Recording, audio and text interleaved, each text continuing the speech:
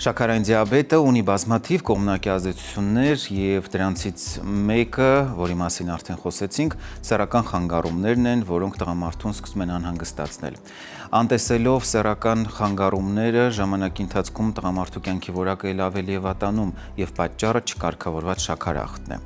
Նման հարցում իհարկե առաջին հերթին պետք է դիմել էնդոկրինոլոգի, կարգավորել էնդոկրին համակարգի վիճակը, իհարկե վերահսկել շաքարը եւ դրանից զատ նաեւ կարգավորել սեռական ֆունկցիան։ Սեռականի կարգավորման հարցում օգնության կարող է հասնել մեր հաղորդման գործընկեր Հայսամ ընկերությունը իր տադաֆորտ եւ տապոքսեցին դեղամիջոցներով։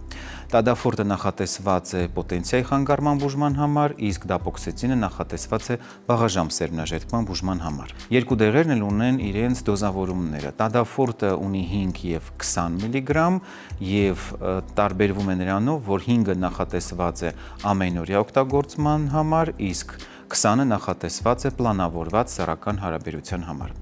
Տադաֆորտը առանձնանում է իր արդյունավետությամբ, պացիենտները բուժման արդեն իսկ սկզբնական ժամանակահատվածում նշում են, որ նկատում են բավականին արտահայտված արդյունք։ Դեղամիջոցը կարող է ազդել 36 ժամվա ընթացքում, այսինքն տղամարդը կարող է կրկնակի հարաբերություն ունենալ նույնիսկ 36 ժամվա ընթացքում։ Դեղամիջոցը ունի կողմնակի ազդեցություններ, որոնց մասին բժիշկը պարտավոր է տեղեկացնել պացիենտին։ Մյուս դեղամիջոցը դապոքսեցինն է, որը, ինչպես արդեն ասեցի, նախատեսված է վաղաժամ սերմնաժետքման բուժման համար։ Այն նույնպես ունի երկու տարբեր դոզավորումներ՝ 30 եւ 60, թե որը կընտրի բժիշկը կախված է խնդրի վաղեմությունից եւ բարդության աստիճանից։